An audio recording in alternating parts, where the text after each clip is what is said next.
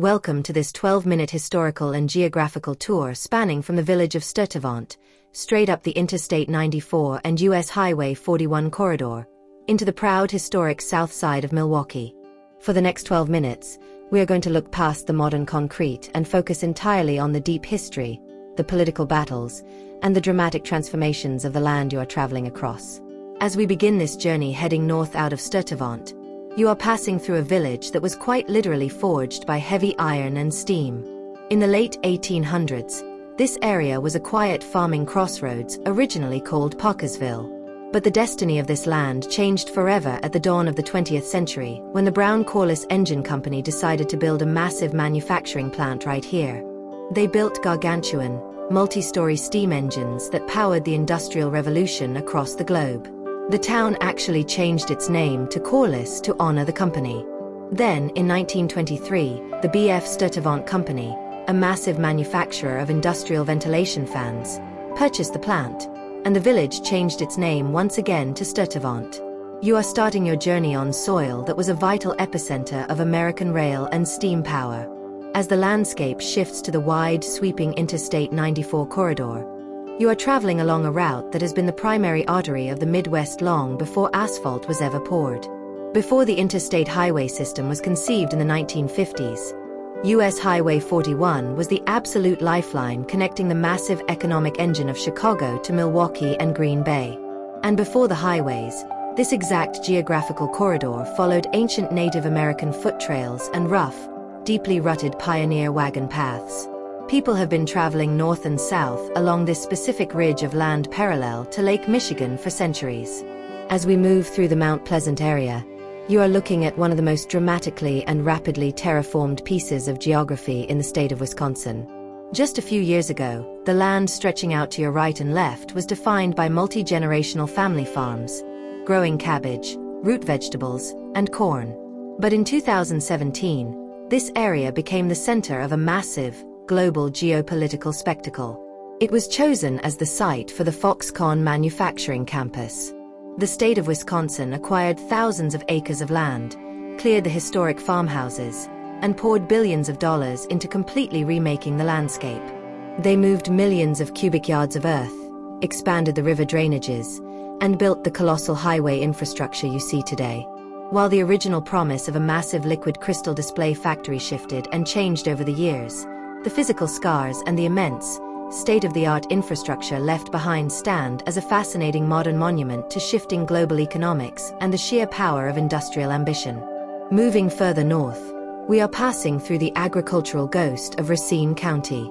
Though you see massive warehouses and business parks today, the roots of this county are deeply agricultural and tied to a massive wave of Danish immigration in the late 19th and early 20th centuries.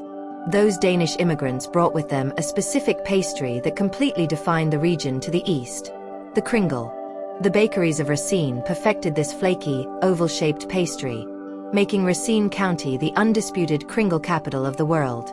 The hard-working farming culture that supported those bakeries is buried right beneath the modern industrial parks we are traversing.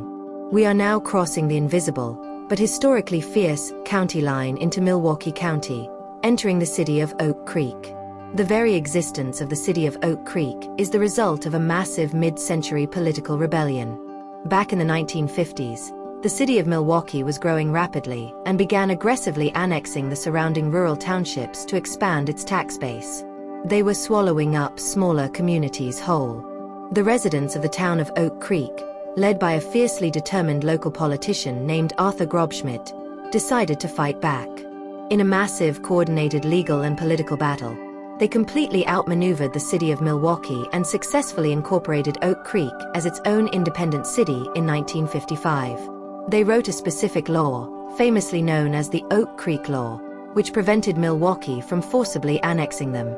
As you pass through Oak Creek today, you are driving through a monument to local defiance. You can see the evolution of that independent city in the massive structures rising from the horizon. Where there used to be sprawling auto parts manufacturing plants, like the massive Delphi complex that employed thousands of people, you now see the towering gray walls of modern e-commerce. The colossal Amazon fulfillment center sitting alongside the highway represents the complete shift in the American economy. transitioning from the heavy manufacturing of the 20th century to the high-speed logistics and digital retail of the 21st century.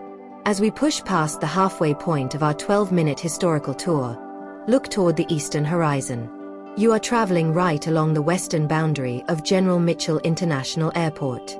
This piece of land holds a massive amount of aviation history. It began in 1920 as Hamilton Airport, a small, privately owned airfield. A few years later, the county purchased it, and it was eventually renamed to honor a true and highly controversial local hero, General William "Billy" Mitchell. Billy Mitchell was a Milwaukee native and is widely considered the absolute father of the United States Air Force. Following World War I, Mitchell aggressively and loudly argued that airplanes were the future of warfare and that naval battleships were completely obsolete. His views were so radical and he fought so aggressively with the military establishment that he was actually court-martialed for insubordination in 1925. He resigned from the military, but less than 2 decades later, the events of World War II proved that Billy Mitchell was entirely, perfectly right about the devastating power of aviation. Today, the largest airport in the state proudly bears the name of the man the military once put on trial. As we continue north, we are approaching a massive convergence of concrete and steel known as the Mitchell Interchange. This area is a marvel of civil engineering, where Interstate 94, Interstate 43, and Interstate 894 all meet. The history of this specific interchange is deeply tied to the controversial freeway building boom of the 1960s. When the original highways were pushed through Milwaukee, they physically tore through deep-rooted historic neighborhoods, displacing thousands of families and businesses. The freeways were built in the name of progress and commuter efficiency, but they left permanent, physical divisions across the city's south and north sides. A decade ago, this interchange was completely redesigned and rebuilt in a billion-dollar megaproject. They essentially dug out the earth and created a massive, subterranean tunnel system to carry the traffic, layering sweeping flyovers on top. It is a masterpiece of modern infrastructure, but it sits on a foundation of intense urban history. As we bypass the downtown traffic and transition toward our final destination, we are dropping down into the local street grid of Milwaukee's proud South Side. You are entering an area historically known as the Town of Lake. Much like Oak Creek, the Town of Lake was an independent township outside of Milwaukee. In the 1930s, they built a massive, iconic water tower designed to look exactly like a medieval European castle, hoping the beautiful architecture would prove they were a sophisticated, independent community. However, unlike Oak Creek, the Town of Lake eventually lost its battle for independence and was successfully annexed by the city of Milwaukee in 1954. That incredible castle water tower still stands today just a few miles from here, a beautiful towering relic of a town that no longer officially exists. You are now traversing the Garden District of Milwaukee. This specific neighborhood is legendary for its deep, rich Polish heritage. In the late 19th and early 20th centuries, thousands of Polish immigrants flocked to Milwaukee's South Side to work in the massive industrial foundries and manufacturing plants. They built incredibly strong, tight-knit communities centered around massive, beautiful Catholic basilicas and local parish halls. The architecture surrounding you right now tells the story of the mid-century American dream. The streets are lined with solid, brick-built Milwaukee bungalows and sturdy Cape Cod homes. These were the houses built for the returning veterans of World War II and the booming working class of the 1950s. The Garden District earned its name because the residents here take an incredible, fierce pride in their landscaping. It is a neighborhood where manicured lawns, vibrant flower beds, and perfectly tended vegetable gardens are a matter of absolute civic pride. It is a quiet, beautiful, stable community that sits in complete, defiant contrast to the roaring, high-speed industrial interstate corridor we just traveled. We are entering the final moments of our 12-minute timeline. As you approach South 15th Place, you are surrounded by the legacy of the people who built this city.